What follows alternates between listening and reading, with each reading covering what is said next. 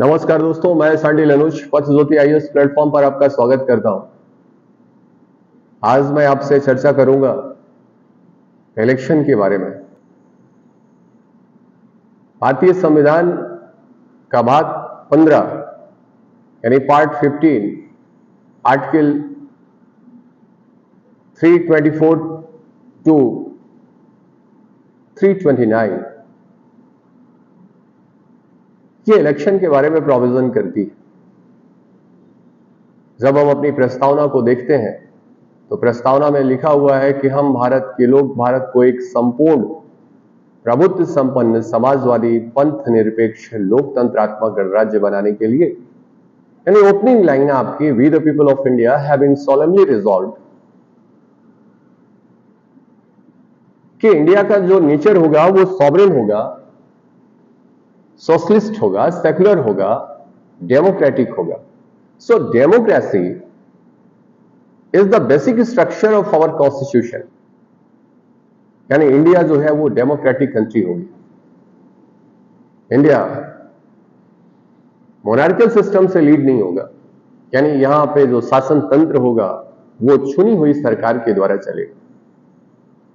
Bye the people, of the people, for the people,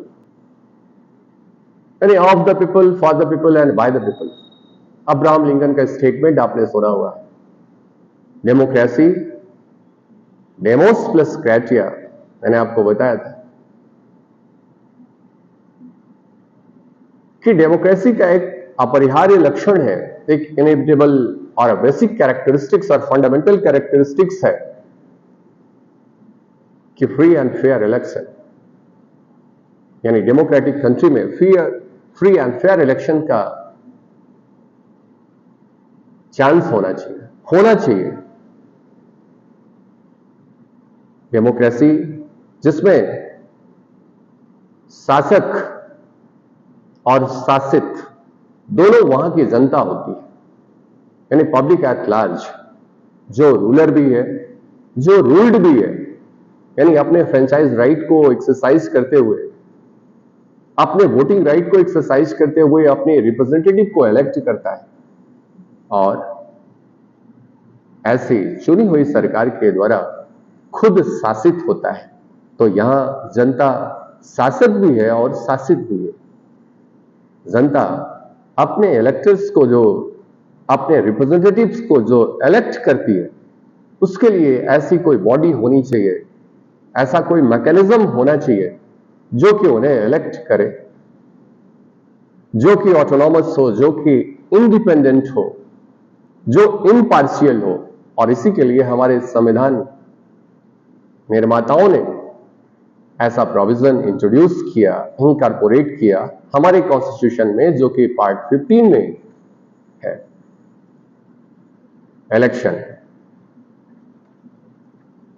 324 से लेकर के 329 कैपिटल ए, जिसे रिपील कर दिया गया 329 ए को, तो 324 से लेकर के 329 जो कि इलेक्शन के बारे में बात करता है। और ये कॉन्स्टिट्यूशनल बॉडी है, कॉन्स्टिट्यूशनल निकाय है, संवैधानिक निकाय, यानी जिनके बारे में प्रावधान हमारे संविधान में ही किए गए हैं, उन्हीं के बारे में मैं आपसे आज चर्चा करूंगा। आर्टिकल 324 जो है एक जनरल बात करता है, यानी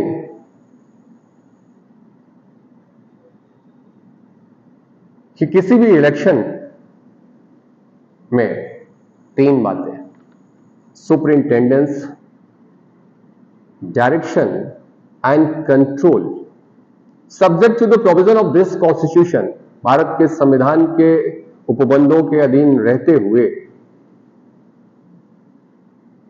इलेक्शन के संबंध में जो सुपरिंटेंडेंस होगा, जो डायरेक्शन देने का पावर होगा और जो कंट्रोल करने का पावर होगा, shall be vest in a commissions.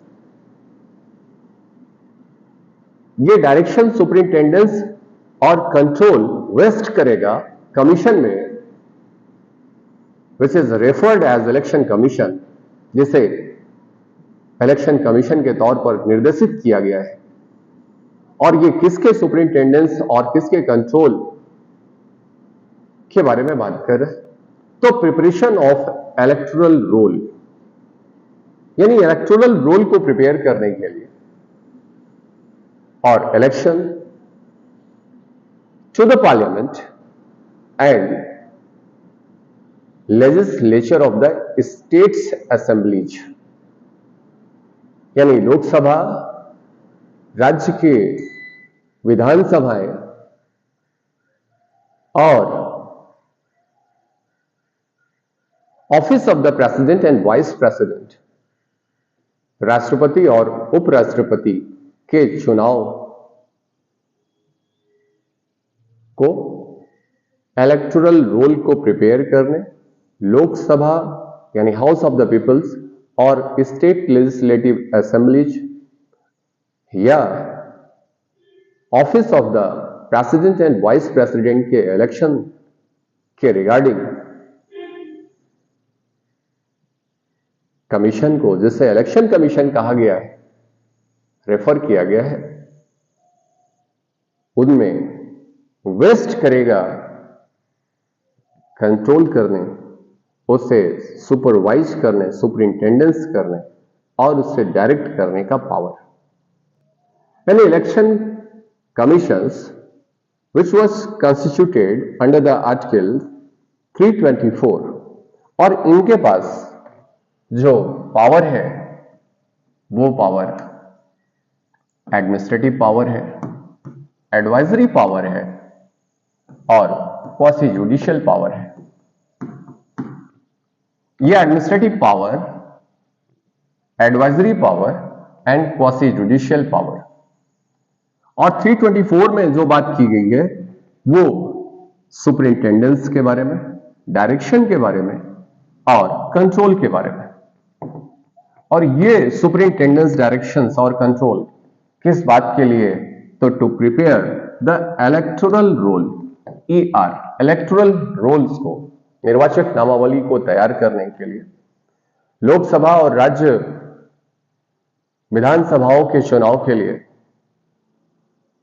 राष्ट्रपति और उपराष्ट्रपति के चुनाव के लिए ये पावर वेस्ट करेगा उस कमीशन में जिसे इलेक्शन कमीशन कहा गया है। यानी 324 में यदि आप क्लॉज के बारे में देखेंगे तो 324 क्लास 1 टू क्लास 6 तक बताया गया है, 1 से लेकर के 6 तक में बताया है। क्लॉज 2 जो है वो उसके स्ट्रक्चर्स के बारे में बात करता है, इलेक्शन कमीशन के स्ट्रक्चर्स के बारे में बात करता है। यानी जो निर्वाचन आयोग होगा, election commission is a consist of the chief election commissioner and other election commissioners. ये जो election commissioners, other election commissioners और चीफ इलेक्शन कमिश्नर्स से मिलकर के बना होगा, गठित होगा, और ऐसी संख्या जो राष्ट्रपति समय समय पर नियत करे, और इनके अपॉइंटमेंट के बारे में जब तक कि पार्लियामेंट के द्वारा, लॉ के द्वारा, बनाए गए लॉ के द्वारा यदि कोई प्रोविजन ना कर दिया गया हो, इसका मतलब इनकी जो संख्या है, इनके जो अपॉइंटमेंट का प्रोसीजर है, ये subject to the provision of the law which is made by the parliament. तो जब तक कि संसद के द्वारा ऐसा कोई कानून बना करके ऐसा विहित ना किया गया हो, ये राष्ट्रपति के द्वारा, उनके बनाए गए नियमों के द्वारा समय समय पर चीफ इलेक्शन कमिश्नर और अन्य चुनाव आयुक्तों से मिलकर के गठित होगा। यानी जो स्ट्रक्चर की बात है, ये कमीशन आपका जो इलेक्शन कमीशन कहलाएगा, ये chief election commissioner and other election commissioners, जो कि इनकी संख्या वो होगी जो समय समय पर प्रेसिडेंट के द्वारा फिक्स किया जाएगा, जब तक कि पार्लियामेंट के द्वारा इनके बारे में कोई प्रावधान नहीं कर दिया जाएगा कानून बना करके।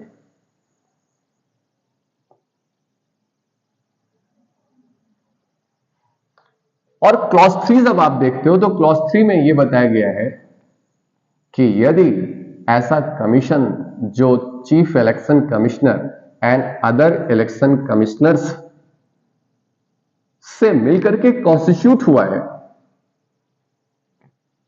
चीफ इलेक्शन कमिश्नर चेयरमैन होगा। तो यानी चुनाव आयुक्त, मुख्य चुनाव आयुक्त की बात करें और अन्य चुनाव आयुक्त से मिलकर के यदि ऐसा चुनाव आयोग गठित होता है तो मुख्य चुनाव आयुक्त जो है वो अध्यक्ष के तौर पर होगा, चेयरमैन होगा। और मैं अगेन पार्लियामेंट के जनरल इलेक्शन के पहले स्टेट लेजिस्लेटिव असेंबली के जनरल इलेक्शन के पहले और ऐसे काउंसिल के इलेक्शन के पहले यदि राष्ट्रपति को यह अप्रोप्रिएट लगता है तो with the consultation of the chief election commissioner वो उतने रीजनल इलेक्शन कमिश्नर को अपॉइंट कर सकता है जो कि ऐसे इलेक्शन कमीशन को असिस्ट करें जो उन्हें फंक्शंस डिस्चार्ज करना है, जैसा कि क्लास 1 में बताया गया है। इसका मतलब रीजनल इलेक्शन कमिश्नर्स को भी अपॉइंट किया जा सकता है by the president with the consultations of the chief election commissioners। ऐसे इलेक्शन कमिश्नर की सेवा शर्तों पर उनसे कंसल्ट करने के बाद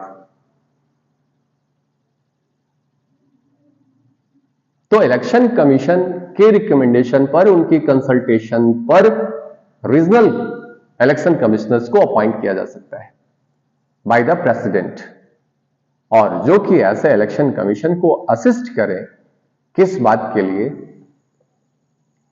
जो कि उन्हें सुपरविजन, कंट्रोल और डायरेक्शंस देने का पावर दिया गया था इलेक्टोरल रोल को प्रिपेयर करने के लिए। ऐसे to conduct the elections of the parliament are to conduct the elections of the state legislature assembly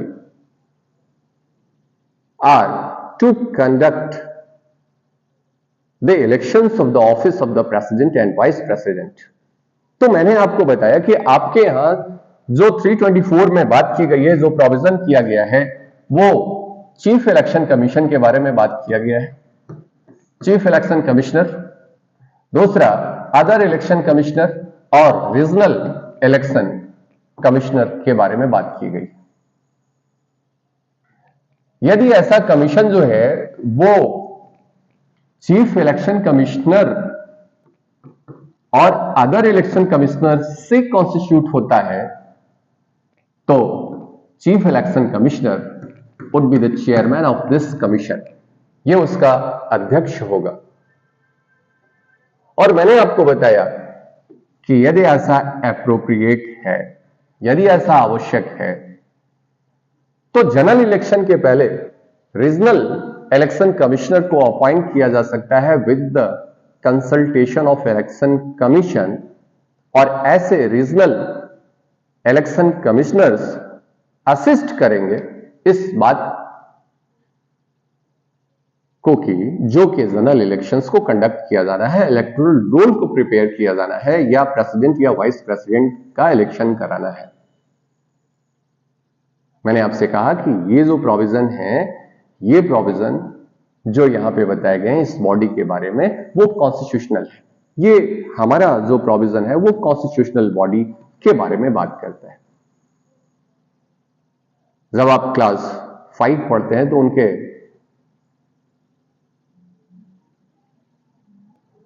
service condition के बारे में प्रोविजन किया गया है, और ये जो कंडीशन है, subject to the provision of any law which is made by the parliament, subject to the provision of any law made by the parliament, the condition of service and tenure of the office, the condition of the service and tenure of the office of election commissioners and the regional commissioner shall be such as president may by rule determined। इसका मतलब कि उनकी जो सेवा शर्तें हैं, जो उनका टेन्योर होगा ऑफिस का, वो होगा जो कि पार्लियामेंट लॉ बना करके डिटरमाइन करे। और जब तक ऐसा नहीं है, प्रेसिडेंट के रूल के द्वारा वो डिटरमाइन होगा, या कोई रूल प्रेसिडेंट का बनाया गया है तो ये rules subject to the provision of law होगा जो कि पार्लियामेंट बनाएगा। तो ये इतना प्रोविजन जो है इनके सर्विस के बारे में बात कर रहा है। मैं अभी इस डिस्प्यूट के बारे में आपसे चर्चा करूंगा जो Anup Barnwal versus union of India के केस में और जया ठाकुर के केस में आया हुआ है।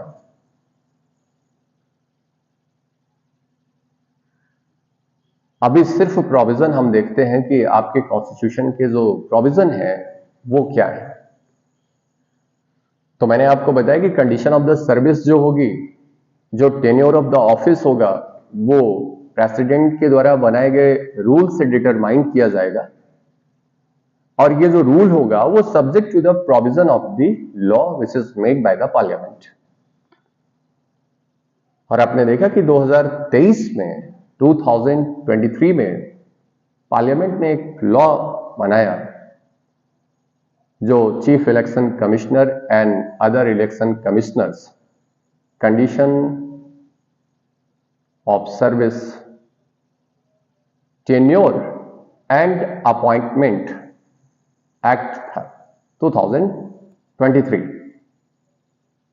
जो उनके अपॉइंटमेंट के बारे में, उनके सर्विस कंडीशंस के बारे में और उनके ऑफिस के टेन्योर के बारे में प्रोविजंस को बनाता है। चूंकि इसके पहले कोई लॉ नहीं था, पार्लियामेंट ने इस लॉ को जो बनाया है वो 2023 में बनाया है। ये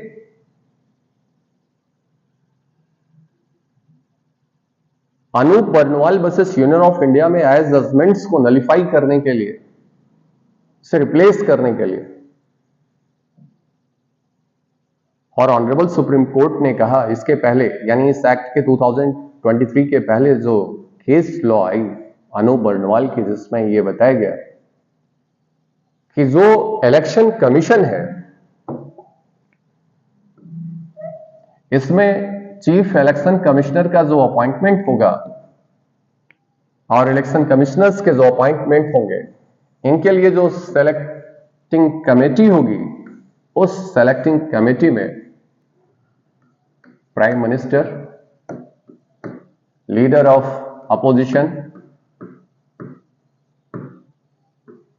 और chief justice of India, honourable chief justice of India, यानी ये एक ऐसी कमेटी होगी जो सेलेक्टिंग कमेटी है आपकी, और सेलेक्टिंग कमेटी 3 लोगों से मिलकर के गठित होगी, जिसमें leader of oppositions, prime ministers and honourable chief justice of India, इन 3 लोगों से जो नाम रिकमेंड होंगे उन्हीं को प्रेसिडेंट के द्वारा अपॉइंट किया जाएगा। जबकि मैं आपसे जो बता रहा हूं कि जो एक्ट पास किया गया 2023 में, उसमें यह प्रोविजन किया गया prime minister, chief justice of India को हटाया गया और उनकी जगह पे any union ministers who is nominated by the prime minister, यानी prime minister, leader of opposition और यूनियन मिनिस्टर जिसे नॉमिनेट करेंगे प्राइम मिनिस्टर। यानी ये 3 लोगों के द्वारा, और इस बात पर यह डिस्प्यूट था कि यहां पे चीफ जस्टिस ऑफ इंडिया को इस एक्ट के द्वारा हटाया गया, सिलेक्टिंग कमेटी से हटाया गया। ये अनूप बर्नवाल की केस थी और इस एक्ट को अगेन चैलेंज किया गया है जे.आर. ठाकुर की केस में। वो हम आपसे डिस्कस करेंगे बाद में। एंड अगेन मैंने आपसे बताया कि इनकी जो सर्विस की कंडीशन होगी, जो टेन्योर ऑफ द ऑफिस होगा, वो प्रेसिडेंट रूल के द्वारा फिक्स्ड होगा, डिटरमाइन किया जाएगा। जब तक कि पार्लियामेंट के द्वारा कोई लॉ नहीं बना दिया जाता है, तो पार्लियामेंट के द्वारा 2023 में एक लॉ बनाया गया जिसमें उनके अपॉइंटमेंट, कंडीशन ऑफ सर्विस और टेन्योर ऑफ द ऑफिस के बारे में प्रोविजन किया गया।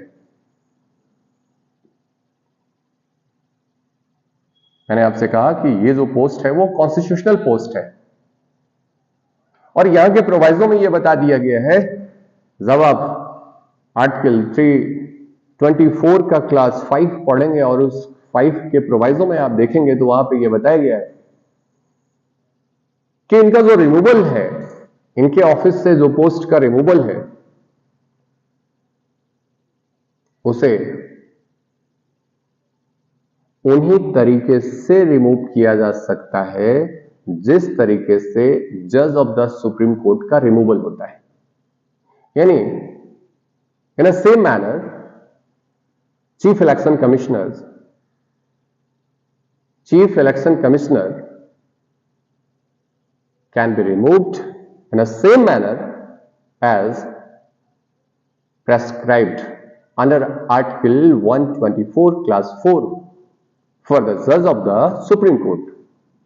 तो ये बात मैं उस समय भी बताया था और आज फिर आप ध्यान से देखिए कि मैंने आपसे क्या कहा कि जो चीफ इलेक्शन कमिश्नर है, इनका जो रिमूवल होगा वो उसी मैनर में होगा, उसी तरीके से और उसी प्रोसीजर को फॉलो करते हुए होगा जैसे जज of the honourable supreme court का होता है। और ये प्रोविजन मैं 124 क्लास 4 पढ़ाते समय बताया था और फिर से आप देखिए कि इनको कैसे रिमूव किया जा सकता है। तो साबित कदाचार और असमर्थता के आधार पर, इनकैपेसिटी या असमर्थता के आधार पर या प्रूवन मिसबिहेवियर्स के आधार पर ही इनको इनके पद से हटाया जा सकता है।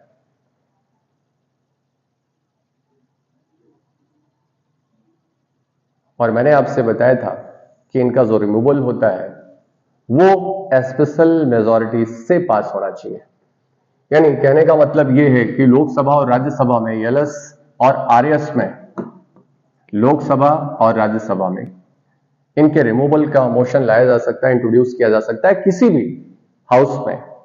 और जिस हाउस में इन्हें लाया गया है उस हाउस में प्रेजेंट एंड वोटिंग की 2/3 मेजॉरिटी, ये याद रखिएगा, जो कि कम नहीं होनी चाहिए उस सदन के कुल सदस्यों के मेजॉरिटी से, यानी total member, majority of the total members. तो कुल सदस्यों के बहुमत से यह संख्या जो है वो कम नहीं होनी चाहिए, यानी प्रेजेंट एंड वोटिंग की 2/3 majority is not less than that of majority of the total members. और majority of the total members क्या है? टोटल मेंबर्स डिवाइडेड बाई 2 + 1, यही होता है। 100 की मेजॉरिटी 100 डिवाइडेड बाई 2 + 1 51, 200 की 101। उसी तरीके से उस सदन के कुल सदस्यों के बहुमत से कम नहीं होना चाहिए। क्या कम नहीं होना चाहिए? प्रेजेंट एंड वोटिंग की 2/3 मेजॉरिटी। और इस सदन से पास होने के बाद ये नेक्स्ट हाउस में, और यहां भी उसी क्रम से इसे पास होना है।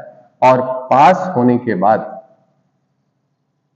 ये जिस डेट पे पास हुआ है उसी डेट पर अपने पद से इन्हें रिमूव मान लिया जाता है। लेकिन यहां पे खास बात ये है कि ये दोनों, जिसमें ऐसा रिमूवल के बारे में बात की गई है, ये सेम सेशन में होना चाहिए, एक ही सत्र में होना चाहिए। इंपॉर्टेंट बात है। यानी आपके पास जो सेशन है आपके यहां पार्लियामेंट में, जो आपका बजट सेशन है, रेनी सेशन है, विंटर सेशन है, तो आपने जिस सेशन में इन्हें रखा हुआ है उसी सेशन में इसे पास होना चाहिए। ऐसा नहीं कि एक सत्र में आपने लोकसभा से पास करा, सत्र समाप्त, और दूसरे सत्र में जाकर के आपने उसे राज्यसभा से पास किया। ऐसा नहीं, ऐसे में ऐसा जो बिल है वो लैप्स कर जाएगा। तो मैं आपसे कह रहा था कि ये कॉन्स्टिट्यूशनल बॉडी है, इनका रिमूवल का जो प्रोसीजर है वो प्रोसीजर वही होगा जो 124 में सुप्रीम कोर्ट के जजेस का रिमूवल का प्रोसीजर है। यहां पे एक बात और जानना चाहिए आपको कि ये जो पोस्ट है वो पोस्ट आपके प्लेजर की पोस्ट नहीं है। डॉक्ट्रिन ऑफ प्लेजर का जो कॉन्सेप्ट है मैंने चर्चा किया था लास्ट लेक्चर में, पिछले किसी लेक्चर में। तो प्लेजर की जो पोस्ट है जो कि कॉन्सेप्ट्स को अडॉप्ट करा है हमने पार्शियल प्लेजर की पोस्ट को, जो कि आर्टिकल 310 में बताया गया, 310 में। तो मैंने आपसे बताया था कि हमारे यहां जो पद हैं वो दो तरीके के हैं। एक तो प्लेजर की पोस्ट है आपकी, और जैसे मैंने आपको बताया था एडवोकेट जनरल है, अटॉर्नी जनरल है, गवर्नर्स हैं। ये जो पोस्ट होल्ड करते हैं, अपने ऑफिस को होल्ड करते हैं, ये प्रेसिडेंट के प्लेजर पर ये और गवर्नर के प्लेजर पर ये अपनी पोस्ट को होल्ड कर रहे हैं। गवर्नर प्रेसिडेंट के प्लेजर पर, अटॉर्नी जनरल प्रेसिडेंट के प्लेजर पर, एडवोकेट जनरल गवर्नर के प्लेजर पर उस पोस्ट को होल्ड करते हैं। यानी ये प्लेजर की पोस्ट है। Without giving the any notice, without giving the any grounds आपको रिमूव किया जा सकता है, हटाया जा सकता है। लेकिन हमने जो ये बात अडॉप्ट करी है, ये पार्शियल प्लेजर के कॉन्सेप्ट को लिया है। आपने देखा होगा 310 और 311 जब आप पढ़ेंगे तो 311 में ये बात क्लियर हो गई। हादी अल्ट्रम पार्टम का कॉन्सेप्ट वहीं पे है, नेचुरल जस्टिस का कॉन्सेप्ट वहीं पे है कि आप जिसको रिमूव कर रहे हो उसको सुनो पहले, यानी दूसरे पक्ष को सुनिए, राइट टू बी हर्ड। ये कॉन्सेप्ट वहां पे है। तो मैंने आपसे कहा कि ये जो पोस्ट है वो प्लेजर की पोस्ट नहीं है। इसके लिए एक प्रोसीजर लेट डाउन किया गया और उसी प्रोसीजर के थ्रू ही इनको इनके पद से हटाया जा सकता है। और ये प्रोसीजर मैंने आपको बता दिया कैसे। प्रेजेंट एंड वोटिंग की 2/3 मेजॉरिटी जो कम नहीं होनी चाहिए उस सदन में जिसमें उसे इंट्रोड्यूस किया गया है, उसके कुल सदस्यों के बहुमत से, और ये दूसरे सदन में जाने के बाद, दूसरे सदन से पास होने के बाद से उसी दिन से वो उसकी पोस्ट खाली मान ली जाएगी, वैकेंट मान ली जाएगी। लेकिन मैंने आपसे कहा कि ये बात जो है वो सेम सेशन में होना चाहिए, एक ही सत्र में होना चाहिए। तो ये तो चीफ इलेक्शन कमिश्नर के बारे में मैं बात कर रहा था आपसे, और जो अदर इलेक्शन कमिश्नर्स हैं उनको उनके पद से चीफ इलेक्शन कमिश्नर की रिकमेंडेशन के बाद ही रिमूव किया जा सकता है। After the recommendation received by the chief election commissioners ही उनको हटाया जा सकता है। तो ये बात आपके कॉन्स्टिट्यूशन के प्रोविजन में बताया गया है। मैं आपसे क्या कहा कि हमारे यहां का जो जनरल इलेक्शन होता है, वो जो जनरल इलेक्शन को कंडक्ट करते हैं पार्लियामेंट का, स्टेट लेजिस्लेचर असेंबली का, प्रेसिडेंट का, वाइस प्रेसिडेंट का, ये हमारा इलेक्शन कमीशन करता है। यानी स्टेट के जो इलेक्शंस होते हैं, जो आपके लोकल बॉडीज के जो इलेक्शन हैं, स्टेट में जो लोकल बॉडीज हैं आपकी म्युनिसिपैलिटीज के, जो पंचायत के हैं, वो प्रोविजन यहां नहीं है। 324 से वो डील नहीं होता है। इसका मतलब लोकल बॉडीज में जो इलेक्शन होते हैं उसके लिए स्टेट इलेक्शन कमीशन आपका है, और उसके बारे में आपने प्रोविजन देखा है। और ये प्रोविजन आप देखिएगा 243 के, ZA और ZK, ये पंचायत के बारे में बात कर रहा है।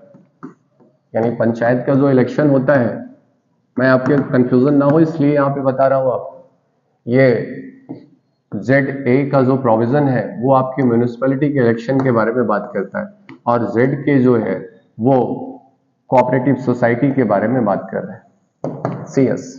यानी ये जो लोकल बॉडीज हैं आपकी, इन लोकल बॉडीज का जो इलेक्शन होता है, और स्टेट इलेक्शन कमीशन के बारे में देखोगे तो 243 के ZA और ZK के बारे में बात किया गया है, पंचायत के बारे में बात किया गया है, म्यूनिसिपैलिटीज के इलेक्शन के बारे में बात किया गया है, और कोऑपरेटिव सोसाइटीज में जो इलेक्शंस होते हैं उनके बारे में प्रोविजन वहां दिया गया है।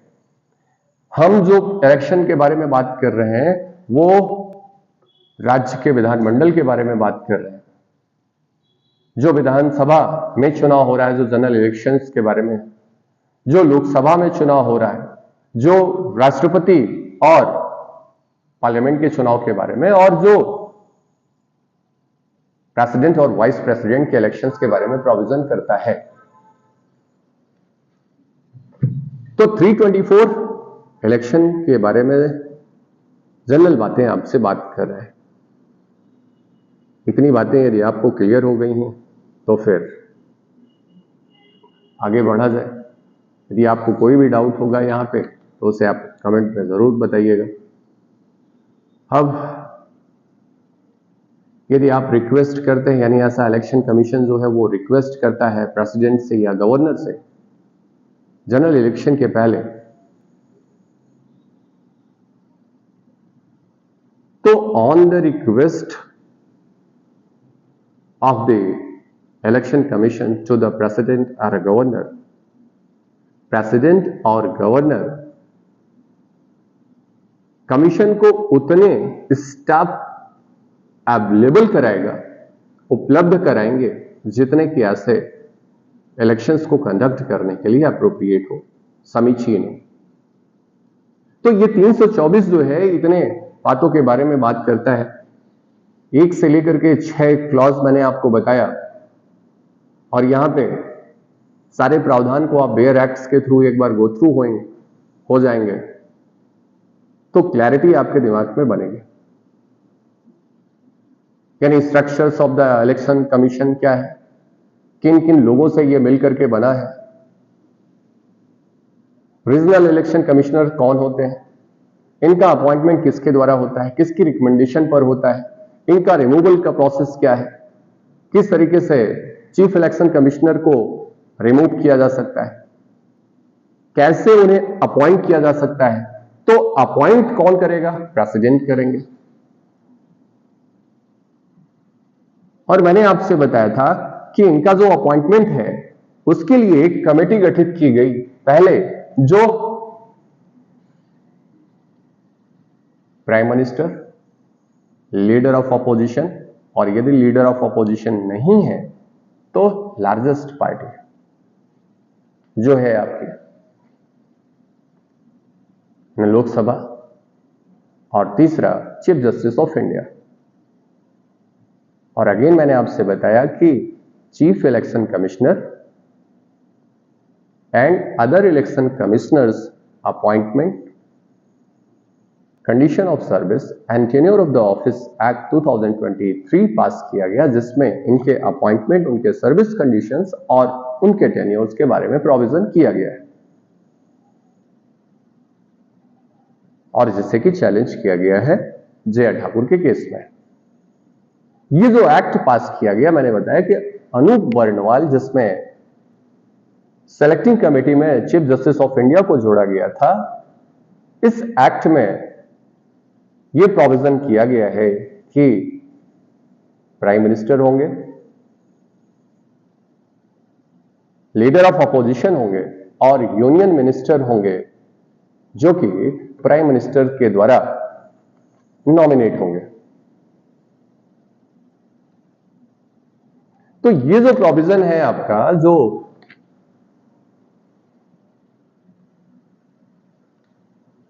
थ्री 324 के बारे में प्रोविजन करता है,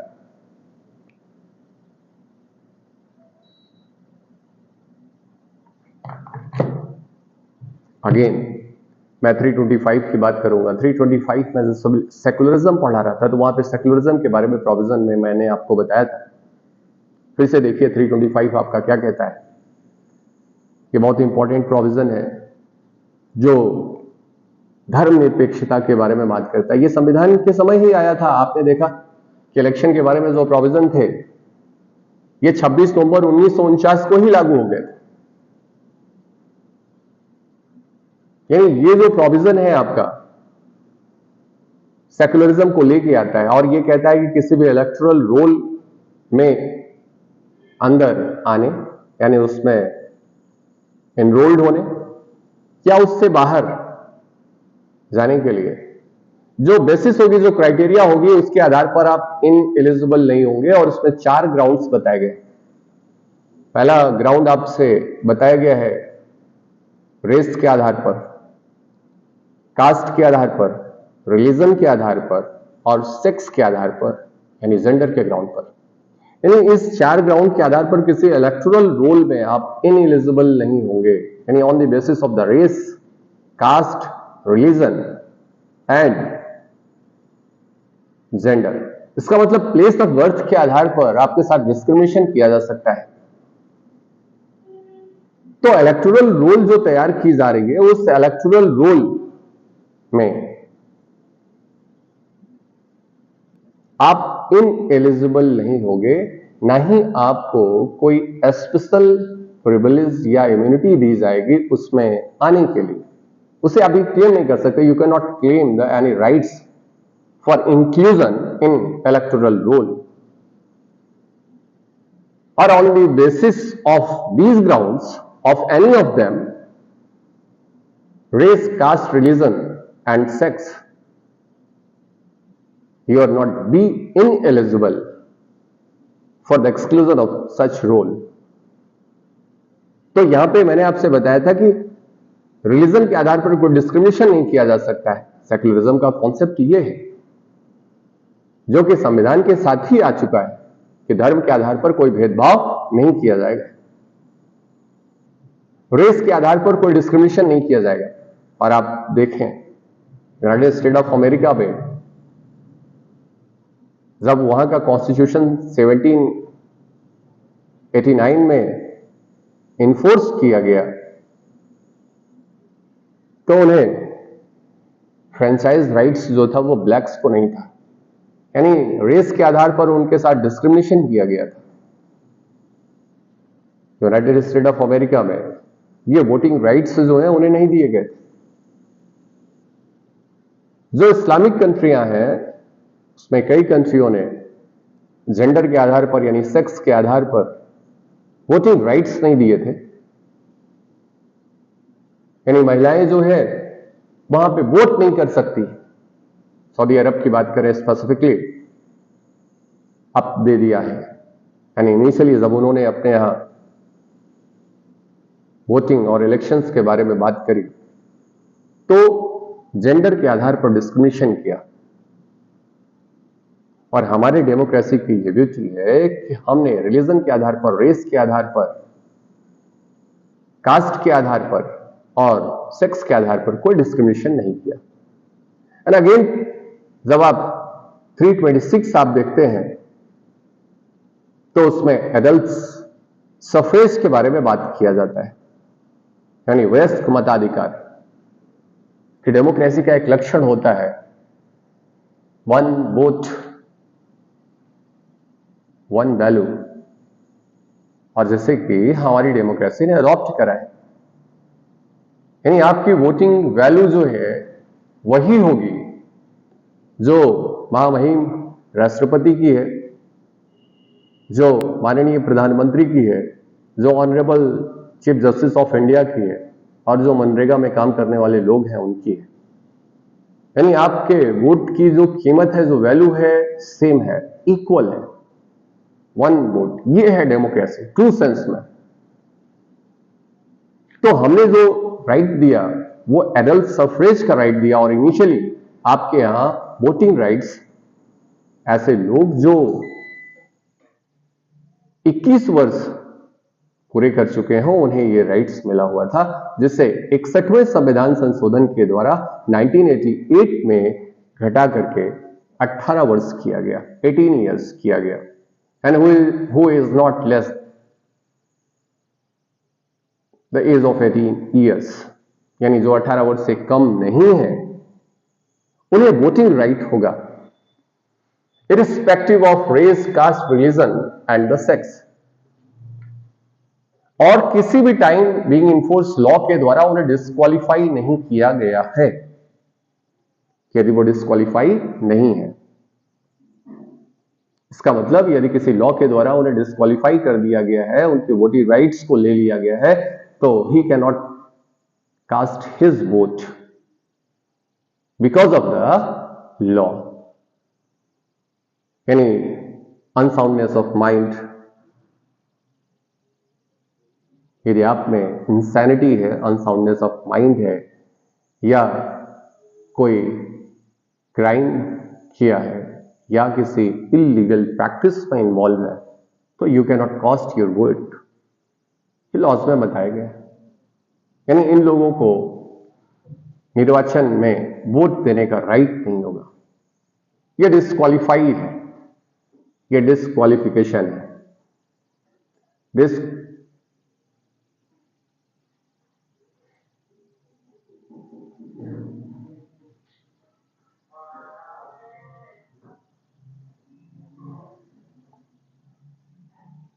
ये डिस्क्वालिफिकेशन है। तो मैंने आपसे बताया कि अनसाउंडनेस ऑफ माइंड और इंसैनिटी के ग्राउंड पर, या क्राइम के आधार पर, या कोई इलीगल प्रैक्टिस के आधार पर डिस्क्वालीफाई किया गया है वो टाइम बीइंग इन्फोर्स लॉ के द्वारा, तो you can not cast your vote. तो इतनी सारी बातें जो है वो आपके यहां बताई गई। कहां पे? 326 यानी 324 में मैंने आपको बताया, जहां पे 3 वर्ड्स हैं जो आपको क्यू वर्ड्स के तौर पर याद रखना है, सीडीएस के तौर पर, यानी कंट्रोल, डायरेक्शन एंड सुपरिंटेंडेंस। और किस बात के लिए? To conduct the election for the parliament and state legislature assembly and the office of the president and vice president. और फिर मैंने आपको बताया कि इनका जो कॉन्स्टिट्यूशन होगा वो chief election commissioner and other election commissioners. और यदि आपका कमीशन इस तरीके से गठित है तो जो चीफ इलेक्शन कमिश्नर होगा वो चेयरमैन होगा।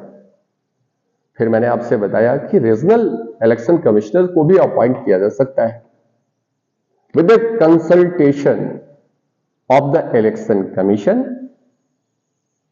और ये उन्हें असिस्ट करने के लिए जो कि उनको फंक्शंस और पावर दिए गए हैं क्लास 1 में। और फिर मैंने आपको बताया कि हमारे यहां जो है वो रेस के आधार पर, रिलीजन के आधार पर, कास्ट के आधार पर और जेंडर के आधार पर कोई डिस्क्रिमिनेशन नहीं किया जाएगा ऐसे किसी इलेक्टोरल रोल में जो उन्हें शामिल करते हैं या जो उन्हें बाहर करते हैं ऐसे इलेक्टोरल रोल में। एंड अगेन मैं आपसे बता रहा हूं कि हमारे यहां एडल्ट सफरेज का कॉन्सेप्ट था, यानी बेसिस जो है वो आपकी एलिजिबिलिटी का जो है वो इनिशियली 21 वर्ष आपने पूरा कर लिया। जब कॉन्स्टिट्यूएंट असेंबली का इलेक्शन हुआ था तो वहां पे यूनिवर्सल एडल्ट सफरेज का कॉन्सेप्ट नहीं था। वहां पे आपको वोटिंग राइट्स जो दिए गए थे वो आपके स्टेट्स, आपकी प्रॉपर्टी को बेसिस बनाया, जबकि यहां पे ऐसा कोई आधार निर्धारित नहीं किया है। यदि आप पागल नहीं है, यदि आप अपराधी नहीं है, जो कि किसी लॉ में आपको डिस्क्वालीफाई किया गया और 21 वर्ष आपने 21 वर्ष से कम नहीं थे, तो आप वोट कर सकते थे, जिसे 61वें संविधान संशोधन के द्वारा घटा करके क्या कर दिया गया, 18 वर्ष कर दिया गया है। और एक चीज कि आपका जो डिस्क्वालिफिकेशन है वो नॉन रेजिडेंस के आधार पर रोका जा सकता है। तो इतनी बातें जो है क्लियर हैं। इससे रिलेटेड जो लॉज हैं आपके, जो डिलिमिटेशन एक्ट है, पीपल्स रिप्रेजेंटेटिव एक्ट है, जो पार्लियामेंट्री डिस्क्वालिफिकेशन एक्ट है, parliament prevention of disqualification act 1959, delimitation act 2002, peoples representative act 1951 मैं आगे डिस्कस करूंगा। ये प्रोविजन जो बेसिक्स हैं, जनरल्स हैं, इन्हें आप बेयर के साथ पढ़िएगा। यदि कोई डाउट होगी तो जरूर पूछिएगा। Thank you.